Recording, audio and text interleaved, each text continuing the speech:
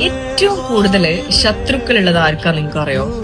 ഞാൻ മനസ്സിലാക്കിയിടത്തോളം ഏറ്റവും കൂടുതൽ ശത്രുക്കൾ ഉണ്ടാവുക മിഡിൽ ക്ലാസ് ഫാമിലിയിൽ നിന്ന് ഒരുപാട് കഷ്ടപ്പെട്ടിട്ട് അവന്റെ ആഗ്രഹങ്ങളും അവന്റെ കുടുംബത്തിന്റെയും അല്ലെങ്കിൽ ഒരുപാട് പ്രാരാബ്ദങ്ങൾ കാരണം പച്ചപ്പിടിക്കാൻ വേണ്ടി ഒരുപാട് കഷ്ടപ്പെട്ടിട്ട് അതിന്റെ റിസൾട്ട് ഉണ്ടാകുമ്പോൾ എങ്ങനെയെന്ന് വെച്ചാല് അതുവരേക്കും കൂടെ ഉണ്ടായിരുന്നവര് തന്നെ അവൻ ശത്രുക്കളായി മാറും. കാരണം ഇന്നലെ വരെ നമ്മളെ കൂടെ ഉണ്ടായിരുന്നവന് അവന്റെ ലൈഫിൽ അവന് നല്ലത് വന്നു എന്നല്ല ചിന്തിക്കുക. അവനിപ്പോ വലിയ ആളായി, നമ്മൾക്ക് അത് ഇല്ലാത്തതിന്റെ കുശുമ്പ്, അസൂയ, ദേഷ്യം, വാശി, അങ്ങനെ ശത്രുക്കളായി മാറുന്ന സാഹചര്യം.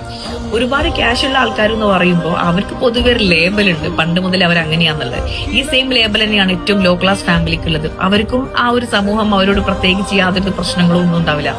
പക്ഷെ മിഡിൽ ക്ലാസ് ഫാമിലി അങ്ങനെ അല്ല. ഒരുപാട് ശത്രുക്കൾ ഉണ്ടാവും. പക്ഷെ നിങ്ങൾക്ക് ഒരു കാര്യം മനസ്സിലാക്കാം, അവരെ തകർക്കാൻ വേണ്ടി നീ എന്തൊക്കെ നോക്കിയാലും നടക്കൂല, അവർ തളരൂല. കാരണം എന്താ നിങ്ങൾക്കറിയോ? അങ്ങേ അറ്റം കഷ്ടപ്പാടിന്നാണ് ഇതുവരെ എത്തിയിട്ടുള്ളത്. ഇനി അങ്ങോട്ടങ്ങനെ പോയാലും ശരി, അവർക്ക് ജീവിക്കാൻ